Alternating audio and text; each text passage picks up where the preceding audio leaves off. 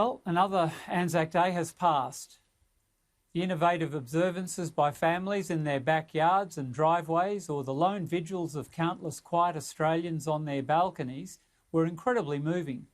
It demonstrated a sense of shared national identity, larger and more authentic than the phony contrivances of the postmodern moral relativists. The vast majority of Australians still express more admiration for authentic courage under fire to the sniping of keyboard culture warriors obsessed with pronouns and sexualities and other manifestations of victimhood. Memories of our real wars have put our culture wars into some perspective. But sadly, even as we reflect on the enormous losses this nation has suffered in war in our short history, we cannot be lulled into complacency. While the usual suspects take a bow, Phillip Adams, sneered at our involvement in other people's wars, so-called, Australia has been a long-term beneficiary of the democratic global order, underwritten either by Britain or the United States. Rather than fighting other people's wars, we have contributed our share to a vital global alliance system that's kept open our sea lines of communication. China had already emerged as a revisionist power before it delivered COVID-19 to the rest of us. Now it is ruthlessly seeking to exploit the impact of this virus by escalating its pressure on Taiwan and increasing the tempo of its military activities in the highly contested South China Sea. Australia's foremost strategic policy analyst, Peter Jennings, sounded a really ominous warning last week of a potential crisis in the Straits of Taiwan as early as this year. I believe China is trying to position itself to be the military dominant power in the Asia-Pacific region in just a few months' time, and it's going to stare down all opposition to see if it can get to that point. In recent weeks, China has behaved provocatively against Taiwan, Vietnam, South Korea and Japan. Regardless of the past sacrifices of our soldiers, we are entering the most uncertain geostrategic era we've known since 1942. The price of freedom is eternal vigilance.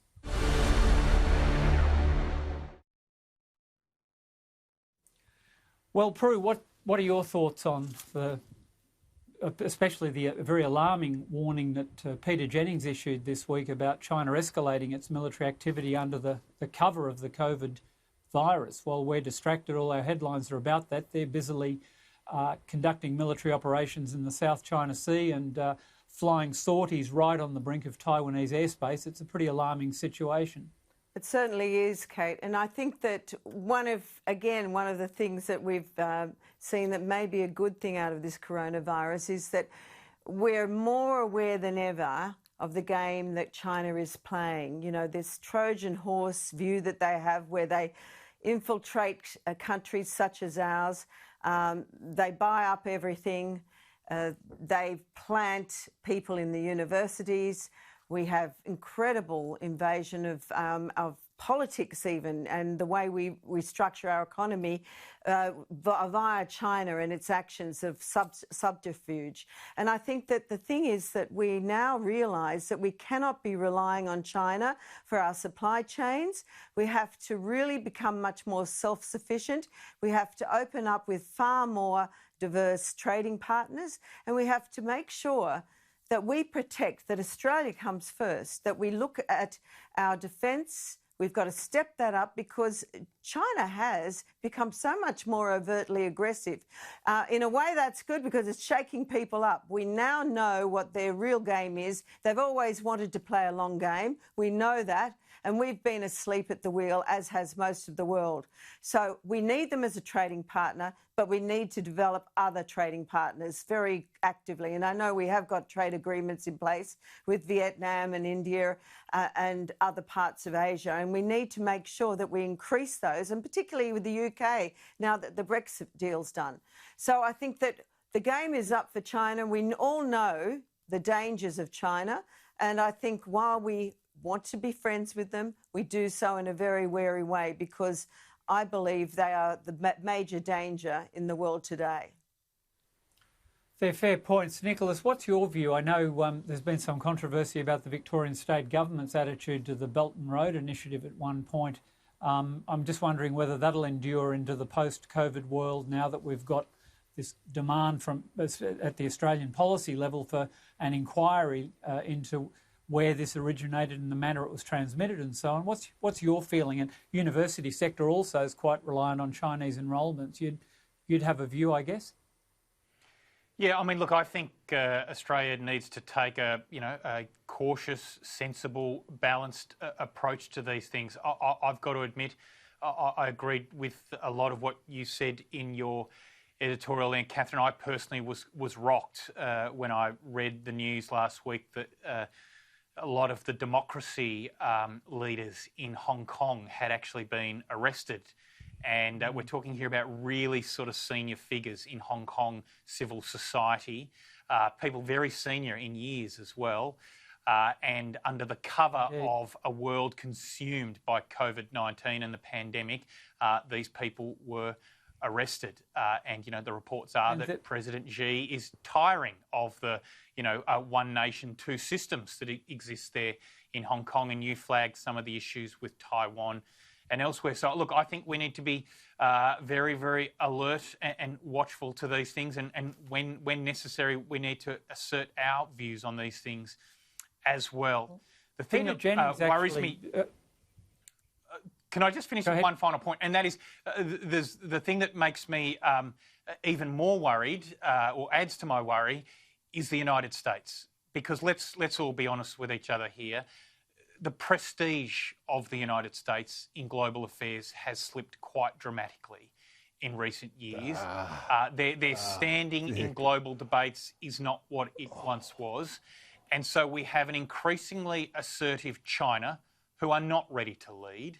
And we have a US who were once the global superpower, whose prestige is slipping, who is led by a screwball.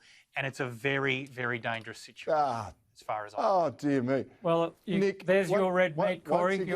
It shows yours. He could have been talking about Barack Obama, who followed the appeasement policy. Successive Western governments, normally led by hopeless lefty leaders, have gone with the appeasement of the Middle East tension areas and with China. And in Australia, the people who have done it mostly have been the Labor Party because they've been captive to Chinese cash. They've been put on Chinese institutes, and they've assured us that nothing's wrong. They're going to be a friendly partner. Now, they're not alone.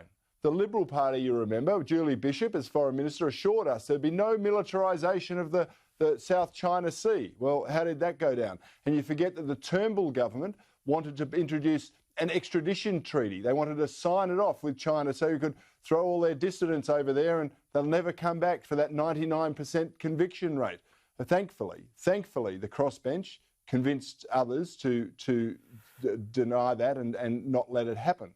But we've got to be awake to the very real threat that's there. If you only have one customer, that customer owns your business. And right now, Australia is so dependent on Chinese money that we are in for a catastrophe if it doesn't open the taps again, an economic catastrophe.